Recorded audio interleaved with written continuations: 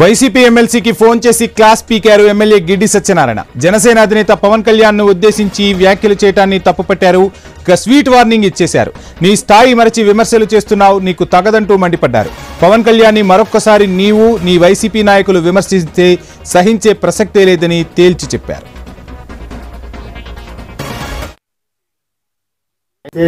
అసలు ఎప్పుడు కూడా నోరు జారద్దు. పాలేరుతాను ఏంటి వాడి మెయిన్ లేదు ఎవరుకున్నా అసలే పవన్ కళ్యాణ్ గారి సంగతి నువ్వు ఒకసారి ఆలోచించు. మనం ఆయన్ని ఆ విధంగా మాట్లాడటానికి మన స్థాయి ఏంటి? ప్రైమ్ మినిస్టర్ అందరినీ విడిచిపెట్టి ఆయన పిలుస్తాడు. ఈ రాష్ట్రానికి ఏ నిధులు కావాలన్నా ఆయన పేరు చెప్తేస్తున్నాడు. ఒక్కసారి ఆలోచించు. తప్పు ఎప్పుడు అలా మాట్లాడద్దు. పాలేరుతనం అనే మాట ఉన్నది. దయచేసి అసలు ఎప్పుడు కూడా నోరు జారద్దు. పాలేరుతనం ఏంటి వాడి మెయిన్ లేదు ఎవరుకున్నా అసలే పవన్ కళ్యాణ్ గారి సంగతి నువ్వు ఒకసారి ఆలోచించు. మనం ఆయన్ని ఆ విధంగా మాట్లాడటానికి మన స్థాయి ఏంటి? ప్రైమ్ మినిస్టర్ అందరినీ విడిచిపెట్టి ఆయన పిలుస్తాడు. ఈ రాష్ట్రానికి ఏ నిధులు కావాలన్నా ఆయన పేరు చెప్తేస్తున్నాడు. ఒక్కసారి ఆలోచించు. తప్పు ఎప్పుడు అలా మాట్లాడద్దు. పాలేరుతనం అనే మాట ఉన్నది. దయచేసి అసలు ఇప్పుడు పవన్ కళ్యాణ్ పై ఎమ్మెల్సీ బొమ్మి ఇజ్రాయెల్ చేసిన వ్యాఖ్యలేంటో చూద్దాం. నోరు అరగొట్టేయాలని మరి పోలీసులు మన మీద కేసులు కడుతున్నారు. రేపు పొద్దున్న ఈ కెట్టిన కేసులన్నీ కూడా జగన్మోహన్ రెడ్డి గారు ఏమన్నారు, ప్రతి ఊరిని కూడా ఐడెంటిఫై చేసుకోండి, ఆ గ్రీన్ బుక్ లో రాసుకుందాం, ఆ సంగతి ఏదో చెప్తా ఉన్నారు. కానీ ఆయన అనేది కరెక్టే, కానీ ఇబ్బంది పడేది ఎవరు? ఎంప్లాయీస్.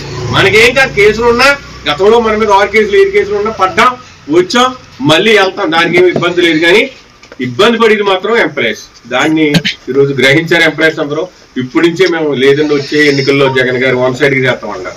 దాన్ని నిదర్శనంగా తీసుకుని ప్రజలందరూ ఎస్సీ బీసీలు మనం పట్టుకొమ్మలు కాబట్టి వైఎస్ఆర్ కాంగ్రెస్ పార్టీకి దాన్ని మనం కొంచెం గ్రౌండ్ లెవెల్లో గ్రోత్ లెవెల్లో తీసుకెళ్లి పార్టీ కార్యక్రమాన్ని మనం నిలబెడదాం.